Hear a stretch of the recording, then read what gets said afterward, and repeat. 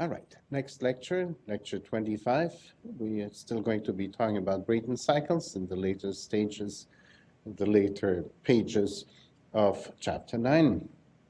And so we will go again quickly over the ideal cycle, and we're going to talk about more ways to increase the efficiency. Increasing efficiency will be done here by regeneration, reheat, and intercooling, and we'll see what that is. So a quick reminder, at the end of the classroom lecture last time, we added irreversibilities to the classic ideal Brayton cycle. So in the ideal Brayton cycle, you had a compression, isentropic compression from 1 to 2. Now you're going to have an isentropic compression 1 to 2s, and then a compressor efficiency, given by this, gives you the relation between 2 and 2s. Then we had, ideally, a heating at a constant pressure in the combustion chambers. But of course, in practice, there is a little bit of loss of pressure in that combustion chamber. Let's ignore that. Then we had the isentropic transformation in the turbine from 3 to 4, which is hampered by a turbine efficiency, an isentropic efficiency of the turbine, so that instead of going from 3 to 4s, we go from 3 to 4, and you know how to go from 4 to 4s using this isentropic efficiency, and then from 4 to 1. So we had an exercise on this last time. Let's now move on to the effect of the pressure ratio. So I told you that one of the important design parameters in all these Brayton cycles is the compression ratio, the pressure ratio in the compressor stage, which is, of course, the same compression ratio that you end up with in the turbine if the cycle is ideal. So we showed you in the cold air standard analysis how you can have a thermal efficiency that increases when you increase the compressor pressure ratio. In fact, at a compression ratio of 1, which means no compression, nothing works, of course. So you get a constantly better thermal efficiency. The problem of that is that it comes at the expense of a constantly increasing turbine inlet temperature. And of course, at the end of the day, the maximum temperature you can have, the higher the temperature you can have, the better efficiency, Carnot. But the maximum temperature is set by the limitations of the metals that you can use at the end of the combustion chamber, and more importantly, in fact, at the beginning of the turbine stage, which are extremely sophisticated alloys, typically single crystal titanium with cooling channels in them and things like that. Nevertheless, there is a limit to how high you can use T3. So if I now look at the TS diagram, and I were to look at efficiencies of cycles that would go from 1 to 2 to 3 to 4, back to 1, versus the efficiency of a cycle that would go from 1 to 2 to 3 to 4, back to 1, you see that they have very different amounts of work, but you have also a very different amount of efficiency. Now, we have a limit to this T3, that is turbine inlet temperature, that is set by the maximum heat, maximum temperature that the metallurgy of your turbine blades can actually take. So we have to optimize these cycles for the value of T3 to be fixed. So T1 is fixed and T3 is fixed. Now the question will be, well, what is the most efficient gas turbine? And of course, another question would be, what is the most powerful gas turbine? So if you consider this to be the area that is the amount of work that the net work that the turbine will produce, whereas the curve from this intercept here, 2, 2, 2, 3, 2, 4, is going to be the amount of heat that you put in other words, the cost of your fuel, then the efficiency is the ratio of this blue area to the area from here up there. Well, you can see that a cycle that's high and narrow is going to be more efficient, simply because this curve curves up. Whereas a cycle that is long and wide is going to have more power because you have more area here. But that power comes at the expense of more fuel.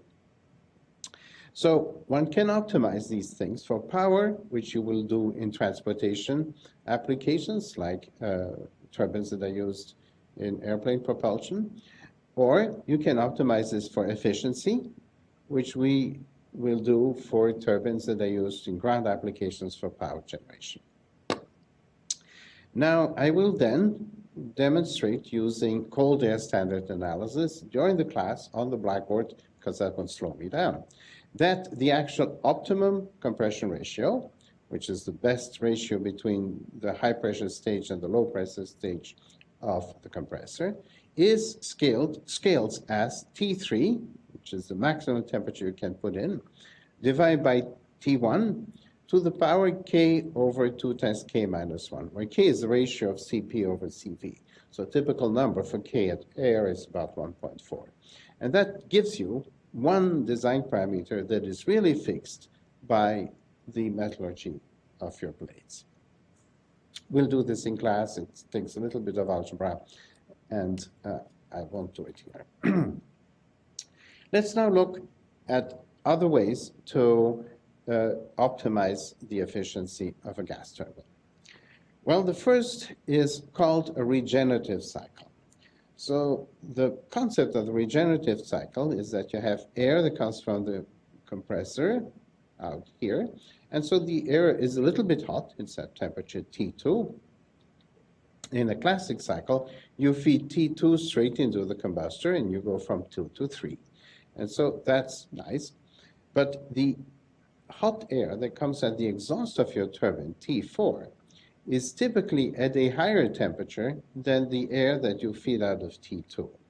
So that means that you have the opportunity of taking enthalpy, or heat, out of point number 4 and putting it back into point number 2, which in this heat exchanger, so we're going to take T4 minus Ty, the H4 minus Hy is an amount of enthalpy that we will feed back in the airstream between the compressor and the combustion chamber, thereby preheating the air at point number X through this heat exchanger. So we will get the air from 2 to X warm by using air temperature and enthalpy that comes from point number 4 and having this heat exchanger here between X and that.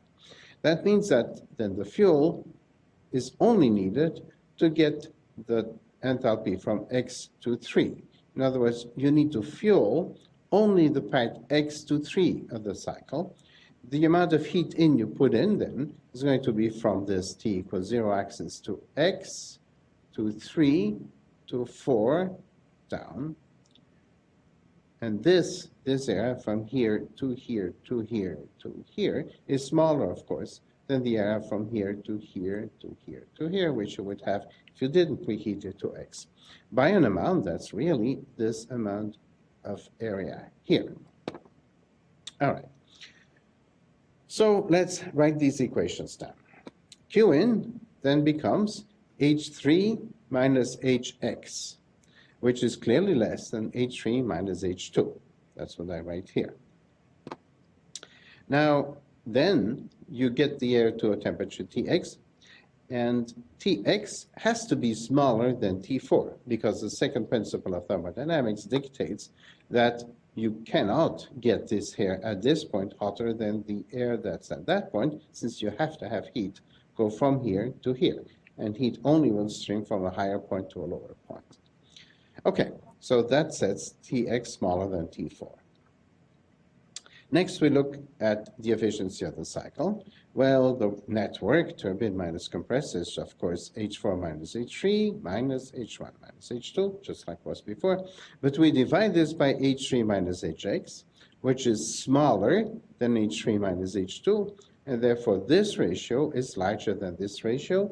Your efficiency has increased. Now, that needs to be calculated in exercises that use regenerative turbines, and that's a little bit harder.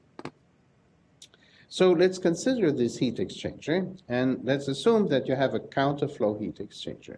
So you have hot air stream in and out on this side, cold air stream in and out on this side.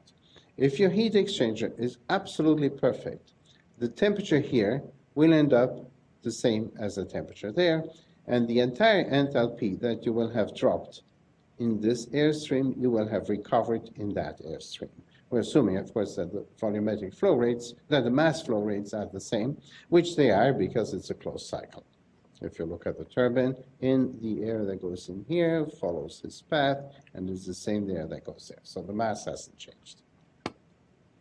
Now, a real heat exchanger is not exactly like that. There is an efficiency to the heat exchanger because you have a certain difference. So here is along the length of the heat exchanger the temperatures. The cold air comes in here, the hot air goes in here, but by the time you're at the exit, this point here corresponds to this flow here, it's a little bit colder than the temperature of the air in. So basically, this temperature, which is Tx on your diagram, is a little bit below T4, which is that temperature. And the efficiency of this heat exchanger, which is called the regenerator, hence the index Reg, is Hx minus H2 over H4 minus H2, which is basically represents the loss of temperature between X and 4, the loss of temperature here in the heat exchanger. All right. So now these regenerators are that much better. They have that much higher regenerator efficiencies as the areas in the heat exchangers are large.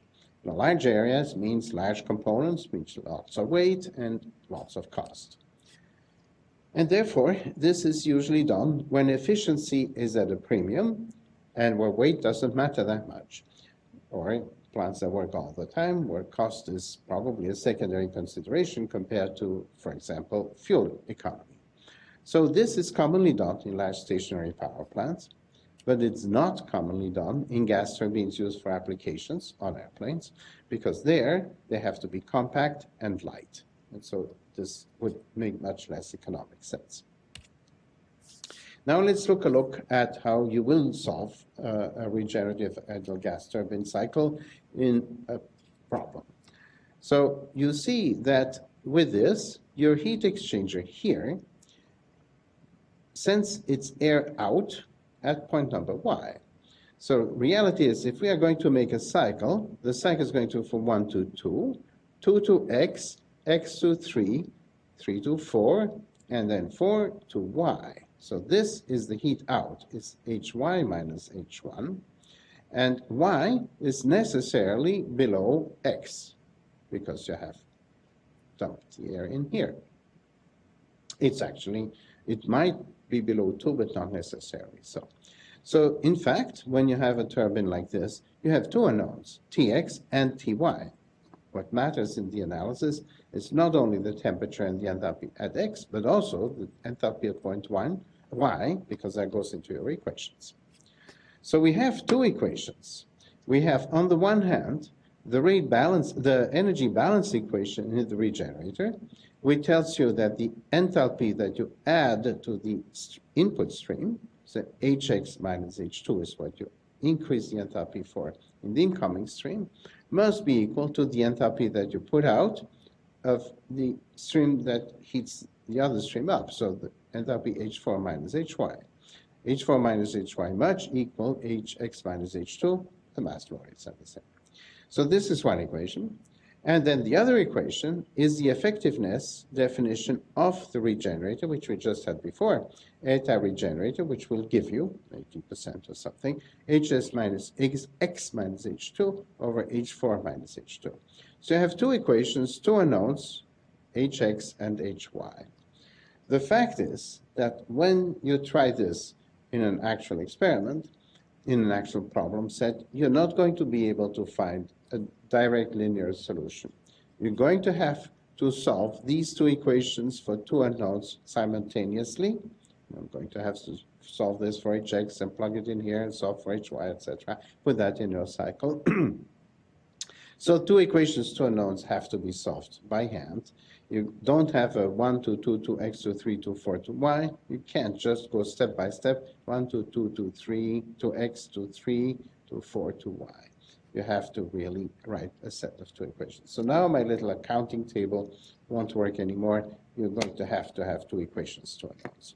Sorry, this is where computer solutions are easier, but we don't have them handy for exams and things like this. Let me move on to the next part of this class on techniques to improve efficiency. The next is the reheat.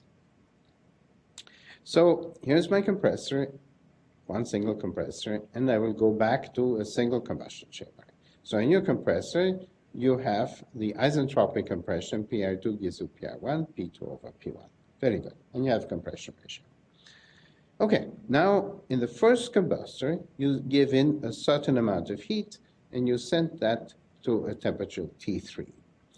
But once again, T3 is really limited by the metallurgy, so you would like to have T3 as hot as you possibly can get the frame, 3,000 degrees Kelvin or something, but there is no way, there's no material on Earth that will maintain these temperatures without burning up.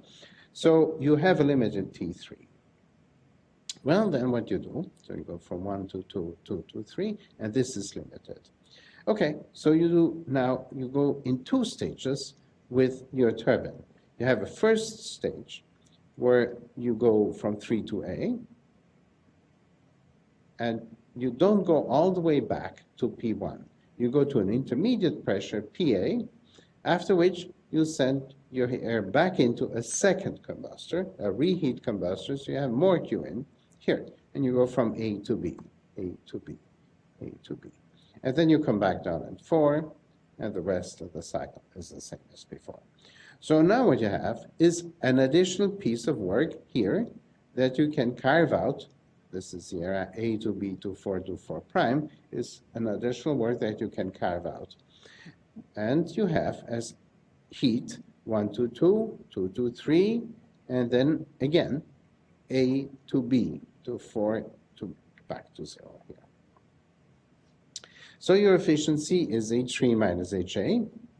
That's the enthalpy of the first turbine, plus HB minus H4, that's the enthalpy that you get out of the second turbine, minus the work of the enthalpy that you have to put back in the compressor, H2 minus H1. And the heat, well, the heat comes in two steps. This heat goes in, that's H3 minus H2, and you have to add HB minus HA, which is your second heat. It turns out, as you will see in details when we do exercises, that this is actually more efficient than not have the reheat, at least if you fix T3, which you always have to do. So reheat works, and another technique that works is intercooling. Well, what is intercooling? In fact, you can see some trucks with gas engines or diesel engines, and they will then have turbocharger, and some of them advertise intercooled on the turbochargers. It's exactly the same principle that we're going to have here. An intercooler increases the efficiency of a pump or a turbine or a compressor. And here's how this works. Let's go back now to the expression of work in an open system. So chapter 4. In chapter 4, you saw that if you have an open system, the work is actually the intercooler between 1 and 2 of VDP. Remember closed system, PDV, here it's VDP. So in a PV diagram, and you go between 1 and 2, the work will be this area, the green area between, which is VDP. It's the integral between the curve and now in this case the ordinate axis, because the independent variable is P. Well, and we have also learned that work is not an equation of state, that it depends on the path taken. Well, it turns out that if you take a path that's an adiabatic compression between 1 and 2 prime here, that path is different from a path that would be following an isotherm. So if I take T1 equals T2, arbitrarily I put T1 equals T2, that path would be between here and here. And you can see that the work between here, this point, that point, and that point is smaller than the work between this point to prime, that point, that point, that point. So basically, if you could make an isothermal compression instead of an adiabatic compression, it would cost you less energy. That compressor would take less work. Good. Now, we don't know how to make an isothermal compressor, because usually when you compress something, it heats up. So the best we can do is try to pick some intermediate temperature where we will cool the gas again back to the initial temperature. And that's what an intercooler does. So here's the intercooler. We divide the compressor into two stages, and at some intermediate temperature and pressure, say C, we send the gas through a heat exchanger where we cool it with outside air. And that decreases the temperature. TD is lower than TC. So TD, if you want, is closer to T1. And if you, of course, could make the compression between 1 and 2 all the way isothermal, that'd be ideal. But you can't. This sort of makes it halfway isothermal, if I dare say. So we go from 1 to, instead of going from 1 to 2 with one single isentrope, we're going to go from 1 to an intermediate point C here. And then in a PV diagram, we're going to, this is a heat exchanger, so P is constant, follow a horizontal line between C and D, where we decrease the temperature. We go closer to a constant temperature that would be equal to T1. We go here. And now from D to 2, we do the second stage compression. Oops. Well, if I now calculate the work from 1 to C to D to 2 to A to B is the pale blue curve. It's smaller by an amount that's this dark hash blue curve, the work that it would have taken to do a classic isentropic compression. That work we are going to use in this intermediate stage. Here's the same thing in the TS diagram, and it's the same picture.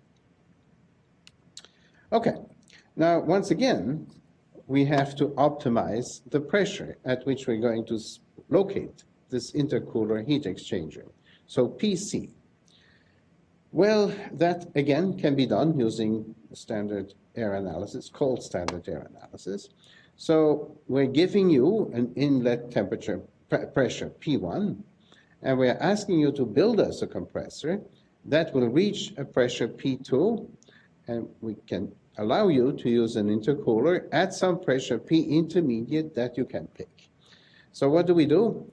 I'll do this again during the actual lecture on the blackboard because that slows me down. But there is an optimum value for this intermediate pressure such that Pi over P1 is P2 over Pi. In other words, Pi squared is the product of P1, P2, or Pi is the square root of the product P1, P2. I will demonstrate that on the blackboard, but this is the pressure at which we like to divide the compressor stages. So this is the first pressure, this is the second pressure, and this is the stage location of the pressure that we put for the intercooler. Thank you.